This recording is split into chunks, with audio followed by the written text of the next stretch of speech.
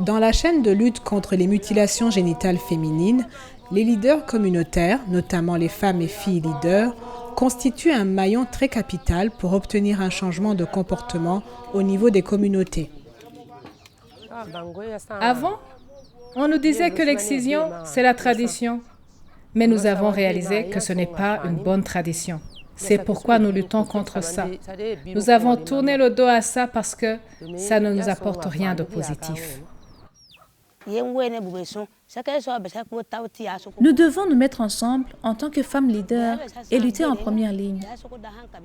Nous devons aller sensibiliser partout dans les villages pour que les filles comprennent. La femme a ses droits. On doit la respecter. Le projet Fedijilima, initié par CUSO International, a identifié et renforcé les capacités de 655 leaders communautaires dans 8 communes de l'Alibori et du Borgou pour être des agents de changement. Ces femmes-là, il faut pouvoir les capaciter de façon à ne pas non plus les livrer. Parce que si on les capacite en les livrant, c'est tout comme si elles étaient les relais locaux d'un discours extérieur.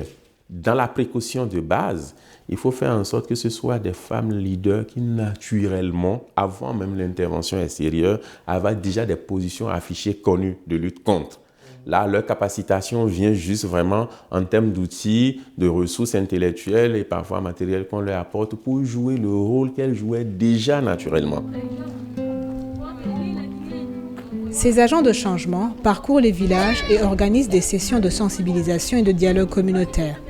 Ce jour-là, Maman Sambo Aïssatou et ses collègues agents de changement sont dans le village de Tissaru Peul pour échanger spécialement avec les femmes et les filles sur les conséquences des mutilations génitales féminines.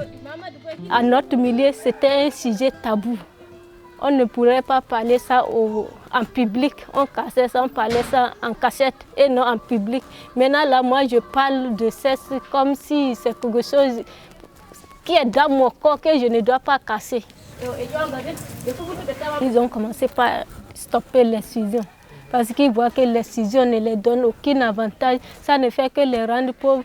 Ils excisent maintenant une fille, ils perdent même la vie ou bien on l'amène à l'hôpital, ils perdent les moyens qu'ils avaient, ils vont dépenser tout là-bas. Ils nous ont donné les boîtes à images comme outil de sensibilisation dans les ménages et les villages. Pour chaque réunion que nous organisons, nous choisissons un thème différent à débattre. Nous allons vers les ménages le soir et souvent c'est le vendredi.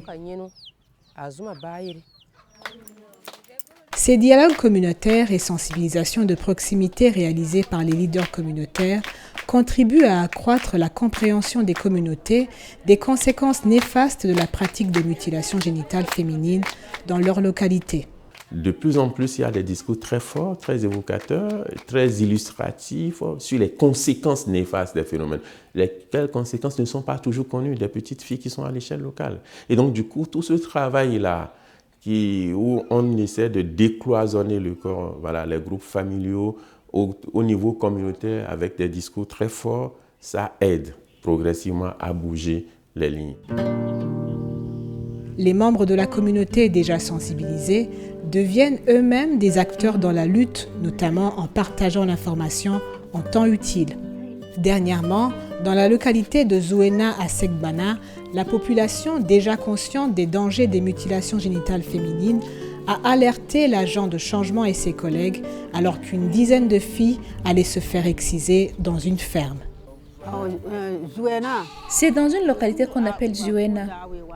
On a rapporté que des gens allaient faire de l'excision à quelques filles. Mais comme on avait des informateurs, nous avons été contactés et nous nous y sommes rendus rapidement pour les dissuader. Nous devons renforcer la sensibilisation à tous les niveaux. Comme maintenant c'est la période propice pour l'excision, nous allons redoubler d'efforts et mettre les groupes d'informateurs en alerte maximale pour être informés à temps.